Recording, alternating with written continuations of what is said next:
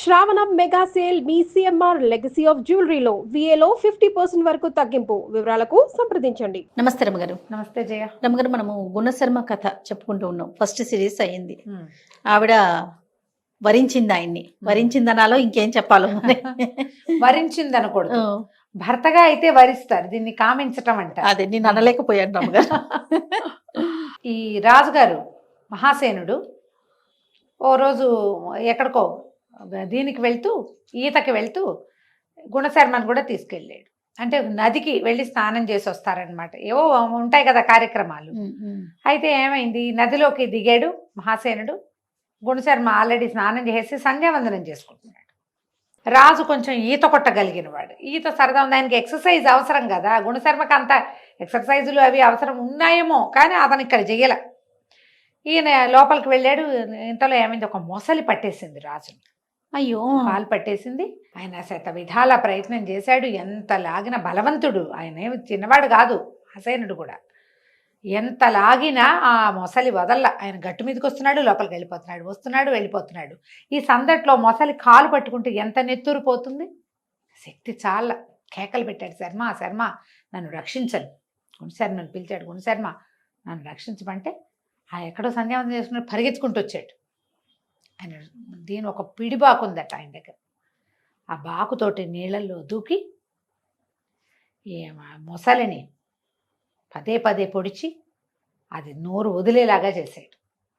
మొసలిని సంహరించి ఈ కాలు బాగా గాయపడిన కాలుతోటి రాజు నెత్తురు పోతుంది, రక్తం పోతుండేసరికి నీరసం వచ్చేస్తుంది. రాజుని మోసుకొచ్చాడు బయటికి.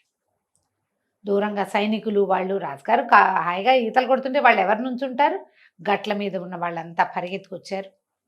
సరే, ఒకళ్ళిద్దరు మూలికా వైద్యులు ఎవరినో కేకేసుకొచ్చి ఈ నెత్తురు వస్తున్న కాలికి కట్టుకట్టి రాజును చెయ్యని దించి తీసుకుపోయారు లోపలికి.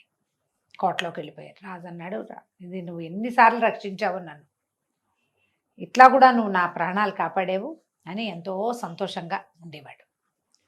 రాణిగారు మాత్రం తన ప్రయత్నాలు మానల. గుణశర్మ జాగ్రత్తగా అంతఃపురం వైపుకి వెళ్ళకుండా ఉండేవాడు. ఇంతలో ఏమైంది, వీళ్ళు ఒక రాజుతోటి యుద్ధం వచ్చింది, అతను వచ్చాడు. కానీ మన గుణశర్మే రాజుకి భగవంతుడు దేవదూతలాగా మాట్లాడి ఆయనతో సంధి చేయించి పంపించేశాడు కదా విక్రమశక్తి అతను. ఆ విక్రమశక్తి మీద ఈ మహాసేనుడికి మహామంటగా ఉంది. తనంతట తను మన మీద యుద్ధానికి వచ్చాడు, వాడే సంధి చేసుకున్నాడు. కానీ వాడిని జయించాలి మనం. ఏదో భగవంతుడి సహాయంతో ఈ కథ ముగిసిపోయింది అని అనుకోవడానికి వీల్లేదు. అది ఎందుకు జరిగింది, గుణశర్మ వల్ల జరిగింది.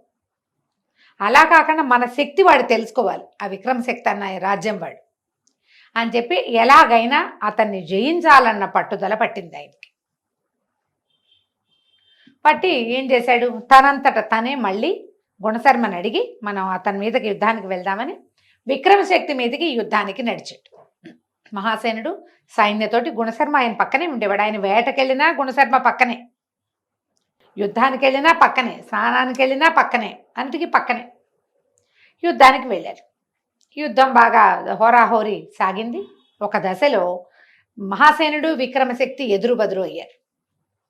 బాణాలు వదిలేసి కత్తి కటారు పుచ్చుకుని ఒకళ్ళతో ఒకళ్ళు ద్వంద్వ యుద్ధం చేయటం మొదలుపెట్టారు. ఈ ద్వంద్వం జరిగినంతసేపు బాగా జరిగింది. మహాసేనుడిదే పై చేయిగా ఉంది. ఆయన ఉత్సాహవంతుడు బాగా. కాకపోతే ఒకసారి ఏమైంది, ఆ మధ్యలో కాలు బెసికిపోయింది. కాలు బెసికేసరికల్లా ఈ బెసికిన కాలుతోటి మహాసేనుడు కింద పడిపోయాడు. పడిపోగానే విక్రమశక్తి అప్పటిదాకా ఓడిపోయేలాగా కనపడుతున్నాడు. ద్వంద్వ యుద్ధం చేస్తుంటే మిగిలిన వాళ్ళు కల్పించుకోరు, చుట్టూ తను నిలబడి చూస్తారు. ఆయన సైన్యము చూస్తుంది, వీళ్ళ సైన్యము చూస్తుంది. గుణశర్మ కూడా పక్కనే నిలబడి చూస్తున్నాడు. ఎప్పుడైతే మహాసేనుడు కింద పడిపోయాడో ఆ విక్రమశక్తి ఏం చేశాడు, కాలు పెట్టాడు రాజు మీద. కాలు పెట్టి కుత్తుక్కి మెడకి కత్తానించాడు. గుండెల మీద కాలేసి కాలుతో అణుస్తూ కత్తి పెట్టేసరికి అలా ఓర్చుకోలేకపోయాడు గుణశర్మ. తన ప్రభువు, తన మిత్రుడు, తనకు అన్నదాత. దాంతో ఒక్కసారి పెద్ద సింహనాదం చేసి విక్రమశక్తి మీద పడ్డాడు. ద్వంద్వ యుద్ధంలో కల్పించుకోకూడదు, కానీ రాజు చచ్చిపోతున్నాడు. ఉద్రేకంతో అతని మీదకి వచ్చాడు. విక్రమశక్తిని చెడామాడా కొట్టేశాడు. ఆ విక్రమశక్తి కింద పడిపోయాడు. కింద పడిపోయిన మహాసేనుడు లేచి నుంచున్నాడు. విక్రమశక్తిని కసితీరా చంపేశాడు గుణశర్మ. అవతల రాజుని చంపేశాడు. ఎప్పుడైతే రాజు చచ్చిపోయాడో సైన్యాలు లొంగిపోతాయి. ఈయన ఒక తన్ను దన్నాడు.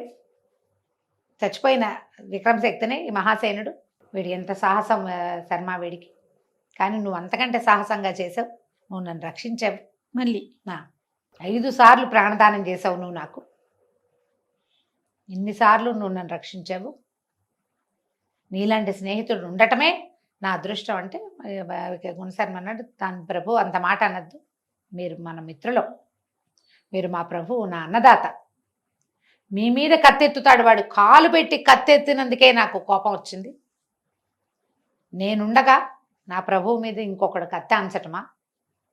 అందుకని ఇతన్ని నిజానికి ఆయన రాజుకు సాటివాడు కాదు, ఈ పని చేయకూడదు. కానీ ద్వంద్వ యుద్ధంలో ఇలా జరిగింది. ఆయన పరమ సంతోషంతో ఆ విక్రమశక్తి రాజ్యాన్ని పాదాక్రాంతం చేసుకుని రాజ్యానికి తిరిగి వచ్చాడు. ఊరంతా చాటింపులు వేశారు. ఈయన సభలో ఘోషణగా చెప్పాడు, 5 సార్లు నన్ను గుణశర్మ రక్షించాడు. ప్రపంచంలో ఏ మిత్రుడు ఏ రాజుకి చేయలేని సహాయాలు చేశాడు గుణశర్మ. గుణశర్మ లాంటి వాడు ఇంకెవడు ప్రపంచంలోనే లేడని ఓహో చాటి చెప్పాడు. రోజు పొగిడేవాడు. బాగుండేది. అయితే రాణి ఇతని కోసం ప్రయత్నం చేసింది కదా, అవకాశం కోసం చూస్తోంది. రాజు ఒకసారి ఈయన ఆ రోజు రాత్రి ఈ సభలో హడావిడి అంతా అయ్యాక ఆయన రాత్రి లేటుగా పడగదిలోకి వెళ్ళాడు. ఆయన సేనాగారంలోకి వెళ్తే ఏడుస్తూ కనపడింది అశోకవతి. ఆయన కనపడేసరికల్లా ఆయన ఆశ్చర్యపడి, ఏమిటి ఇంత ఇట్లా ఏడుస్తున్నావు, ఎందుకు? మనం ఇన్ని చోట్ల గెలిచావు, నా ప్రాణాలు రక్షించబడ్డాయి, గుణశర్మ నన్ను రక్షించాడు, ఇవాళ అతనికి అఖండమైన సన్మానం చేసి వచ్చాను, నువ్వు ఎందుకు దుఃఖపడుతున్నావు అంటే, గుణశర్మ గుణం తెలిసి దుఃఖంగా ఉంది నాకు, నువ్వేమో అతన్ని నమ్మేవని ఈవిడ వలవలా ఏడ్చి నిర్ఘాంతపోయాడు. అదేమిటి అట్లా ఎట్లా జరిగింది, ఏం జరిగింది, నువ్వు ఇలాంటి మాట ఎందుకు మాట్లాడుతున్నావు అంటే, నేనేం చెప్పను, నిన్ను నమ్మించాడు అతను, కానీ నిన్ను నమ్మించి మోసం చేస్తున్నాడు గుణశర్మ. ప్రతిసారి నీ ప్రాణాపాయం వచ్చి వాడు రక్షిస్తాడేమిటి, నువ్వెప్పుడూ రక్షించవా? పైగా అసలు నీకు మొట్టమొదట విషప్రయోగం జరిపించిందే గుణశర్మ, అతని వల్లే జరిగింది. అది అతను నిన్ను సంహరించి సామంతుడిని అవుతాను నీకని గౌడరాజుకి ఉత్తరం రాశాడు. ఇదంతా కదే, ఏమంటారు, ఫ్యాబ్రికేటెడ్. ఆవిడ చెప్పింది గౌడరాజు కొద్ది. ఇప్పుడు గౌడరాజు లేడు, సమాధానం ఎవడూ లేదు, కథ మనం ఏం చెప్పినా నడుస్తుంది కదా. గౌడరాజుకు ఉత్తరం రాశాడు. గౌడరాజు ఇతన్ని సామంతుడిగా చేసుకోవటం ఇష్టం లేక తన ప్రయత్నం తను చేశాడు, వంటవాణ్ణి పంపించాడు. తన మాట కాదని వంటవాణ్ణి పంపించినందుకు గౌడరాజు మీద పగమున్నాడు గుణశర్మ. ఆ వంటవాణ్ణి నీ చేతే చంపించాడు. జరిగిందే అది. కథ ఎక్కడి నుంచి తిప్పిందో చూడావిడ. ఆ వంటవాడి తల్లి, భార్య, తమ్ముడు వాడిని వెతుక్కుంటూ వచ్చారు మన రాజ్యంలోకి. తల్లిని భార్యని గుణశర్మ చంపించేశాడు. ఆ తమ్ముడు చావు నుంచి తప్పించుకుని మనంతఃపురంలోనే దాక్కున్నాడు, నాకు కనపడ్డాడు. నేను అడిగాను ఎవరు ఏమిటి అని కనుక్కుంటే మొత్తం కథ అంతా బయటకు వచ్చింది. ఆ రోజు నుంచి నేను గుణశర్మ మీదే ఇదిగా ఉన్నాను, ఇతను ఏం చేయబోతాడు అని. ఈ తమ్ముడిని తరుముకుంటూ అంతఃపురంలోకి వచ్చాడు. తమ్ముడు తప్పుకున్నాడు, తమ్ముడిని చంపేశాడు. తమ్ముడు కూడా లేడు ఇప్పుడు. ఆ తమ్ముడిని సాక్ష్యంగా చూపించడానికి వీల్లేదు. గుణశర్మ ఆ తమ్ముడిని చంపేసి ఆ రోజు సేనాగారంలో వచ్చి నాతో అనుచితంగా ప్రవర్తించాడు. నేను నీ మిత్రుడి భార్యని, నీ సోదర సమానిని, నేను నీకు సోదరి ఇలాంటి దాన్ని అని ఎంత బతిమలాడినా నన్ను వదిలిపెట్ల. నాతో చాలా అనుచితంగా ప్రవర్తించాడు. నేను అంతఃపురంలో ఉన్న వాళ్ళందరినీ కేకలు పెట్టాను. అది అర్ధరాత్రి జరిగింది. వాళ్ళంతా వచ్చేసరికల్లా ఇతను పారిపోయాడు. ఎవరైనా చూసారంటే ఎవరు చూడలా, నేనే సాక్ష్యం. ఆవిడ వలవలా ఏడ్చింది. ఏదో ఒక రోజున నీకు ముప్పు తెచ్చి నన్ను స్వాధీనపరుచుకుంటాడు గుణశర్మ. నీతో కలిసి నేను సహగమనానికైనా సిద్ధమే, కానీ ఇలాంటి పని చేస్తానా నేను? నీ స్నేహితుడు ఇంత దుర్మార్గుడు అని లబోదిబోమని ఏడ్చింది. ఆయన నిర్ఘాంతపోయాడు. అప్పుడు ఆయనకు ఒకటి గుర్తొస్తున్నాయి. గౌడరాజు ఎందుకు వచ్చాడు మన మీద యుద్ధానికి? వాడు నిజంగానే వచ్చాడు. ఫ్యాబ్రికేటెడ్ కదా ఈ కథ. దాంతో ఓహో ఇది అయి ఉంటుంది, గుణశర్మే పిలిచుంటాడు, అందుకే వచ్చాడు వాడు. వాడిని నేను మాట్లాడడానికి వీలు లేకుండా గుణశర్మే చంపేశాడు. పాముని గుణశర్మే చంపాడు, నా మీదకి వచ్చిన పాముని. నన్ను పట్టుకున్న మొసలిని గుణశర్మే చంపాడు. వంటవాడిని గుణశర్మే చంపించాడు. విక్రమశక్తిని సంహరించాడు, అంతే. అది కూడా ఎందుకు? అందరూ చూస్తున్నారు. ఇప్పుడు తను చూస్తూ నుంచుంటే తన స్నేహం మీద మిగిలిన వాళ్ళకి అనుమానం వస్తాను చేశాడు. అంతేగాని నా మీద ప్రేమతో కదా, నా భార్యను స్వాధీనపరచుకోవడానికి చేశాడు ఇంత పనిని రగిలిపోయాడు రాజు. ఆలోచించలా. మనం రెండో వైపు నుంచి చూడడం మొదలు పెడితే రెండోదే కనపడుతుంది, మొదటిది ఎందుకు కనిపిస్తుంది? అంతేగా. మొదటి దారి ఒకటి, రెండో దారి ఇంకోటి, రెండో దారిలో వెళ్తే మొదటి దారి కనపడదు. ఇక రాజు పిచ్చిగా నమ్మేశాడు ఆ భార్యను. ఆవిడని ఓదార్చాడు, నన్ను క్షమించు, నా వల్ల పరపురుషుడు నీకు సైనాగారంలోకి వచ్చాడు, నేను నీకు చాలా అన్యాయం చేశాను, ఇందులో నా తప్పు కూడా ఉంది, ఒక పరాయి మగవాడిని లోపలికి రానివ్వటం నా తప్పు, రేపు వాడికి శాస్తి చేస్తా సభలో, వాడిని సంహరించి తర్వాత నీతో మాట్లాడతా అని ఆ కష్టము దాన్ని తట్టుకోలేక విపరీతంగా మధుపానం చేసి పడుకున్నాడు. మరి ఇంత నమ్మాను, వీడు నన్ను మోసం చేశాడు, ఆ దుఃఖం పట్టలేరు కదా, పైగా వీడు అద్భుతమైన వాడని నేను ప్రచారం చేశా, వీడు నన్ను రక్షించాడని నేను ఎన్నిసార్లు చెప్పాను, వాడి వల్లే నా ప్రాణాలు నిలబడిందని వాడిని కర్ణుడితోటి పోల్చాను నేను. తను కూడా తిట్టుకున్నాడు రాజు. దుఃఖం పట్టలేకపోయాడు. ఈ తాగుడు మైకంలో నిద్రపోయాడు. అశోకవతి మాత్రం నన్ను కాదన్నాడు, వీడికి ఇదే శాస్తి, అవమానించాడు నన్ను, నా కోరికని కాదన్నాడు కాబట్టి వాడికి పని అలా అవ్వాల్సిందే. చూడు రేపొద్దున చంపేసైనా సరే పగ తీర్చుకోవాలి. ఆడమగ కూడా ఇలాగే ఉంటారు కదా. తెల్లవారింది. రాజు మహోగ్రంగా ఉన్నాడు. ఉదయకాలపు విధులన్నీ పూర్తయినాయి. ఆయన రైరేమని వెళ్ళిపోయాడు సభా ప్రాంగణానికి. సభలోకి వెళ్ళాడు. సింహాసనం మీద కూర్చున్నాడు. సభికులు ఎట్లా ఉన్నారో, ఫుల్గా ఉంది సభ అంతా. అందరూ వచ్చారు. ఎందుకంటే ఆ విక్రమశక్తిని జయించిన తర్వాత సభలు అంత జనం అంతా రాజుగారు అద్భుతమైన వ్యక్తిగా ఉన్నాడు, అందరూ వస్తున్నారు ఆయన మాటలు వింటాను. లోపలికి వచ్చాడు గుణశర్మ. మామూలు గారు లోపలికి రాగానే రా రా అని పిలిచి సంతోషంగా పలకరించేవాడు. పొద్దునే గుడ్ మార్నింగ్ చెప్పుకునేవాడు. గుడ్డు లేదు, మార్నింగు లేదు. ఆయన పళ్ళు పటపట్లాడించేస్తున్నాడు. వచ్చి తన ప్లేస్లో కూర్చున్నాడు గుణశర్మ. రాజు పరిగెత్తుకుంటూ వెళ్ళి సింహాసనం దిగేశాడు. ఆ గుణశర్మని పట్టుకొని నేల మీద పడదోసి అతని గుండెల మీద కూర్చున్నాడు. సభికులు ఆశ్చర్యపోయారు. ఏమైంది రాజుకి? నిన్నటిదాకా మెచ్చుకున్నాడే, ఒక పూటలో ఎట్లా తీరిపోయింది ఇది? సభికులందరూ కేకలు పెట్టారు. వద్దు వద్దు, ఇలా చెయ్యొద్దు, నువ్వు ధర్మదాతవి, నువ్వు ప్రభువువి, మీరు ప్రభువు కాబట్టి మీరు విచారణ జరపండి. ఇతని గుణశర్మతో ఏ తప్పు జరిగినా, అంతేగాని ఇంతమంది సైనికులు ఉండగా మీరే శిక్షించడానికి పూనుకోకూడదని రాజును బలవంతంగా లేవదీశారు. ఈ గుణశర్మకి తలా తోక ఏమీ అర్థం కావట్లేదు, ఏం జరుగుతోందో కూడా తెలియటం. ఏమైంది ప్రభు, ఏమైంది ప్రభు, ఎందుకు నా పట్ల ఇంత కోపంగా ఎందుకున్నావు అని అడిగాడు. అడిగితే రాజు అన్నాడు, నీ మోసాలన్నీ బయటపడ్డాయి, నువ్వు కడు దుర్మార్గుడివి, నీ అంతు చూస్తాను ఇవాళ. గుణశర్మకి ఏమి తన అర్థం కావటం లేదు. ఏం జరిగి రాజు ఇట్లా రియాక్ట్ అవుతున్నాడు? ముందు రోజు సాయంకాలం కలిసే ఉన్నామే, రాత్రి పార్టీ అయింది, బోళ్ళంతా విందు జరిగింది అక్కడ. రాజు పరమ సంతోషంగా వెళ్ళాడు అంతఃపురానికి. తెల్లవారు అంతఃపురం నుంచి వచ్చేసరికి ఇట్లా తిరుక్కున్నాడు. అతను నుంచోబెట్టారు గుణశర్మని. కూర్చొని నిలబెట్టారు.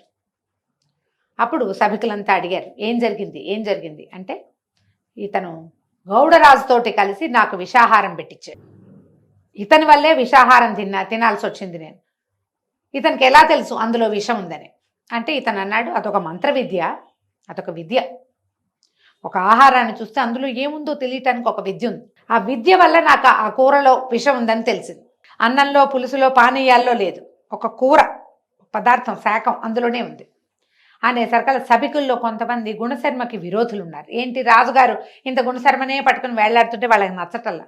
వాళ్ళు అన్నారు, ఇవన్నీ అబద్ధాలు, అలాంటివి ఉండవు, తను మోసం చేస్తున్నాడు, తనకి తెలిసి ఉంటుంది, రాజుగారు చెప్పేదే నిజం, అసలు ఆ వంట పెట్టించిందే వీడై ఉండాలి, రాజుని నమ్మించడానికి చేశాడు, వాడు ఎవరన్నా చంపించేశాడు, అయిపోయింది, వాడు చచ్చిపోయాడు, ఈయన పట్ల ఈయనకు వ్యతిరేకంగా సాక్ష్యం చెప్పడానికి వంటవాడు బతికేలేడు,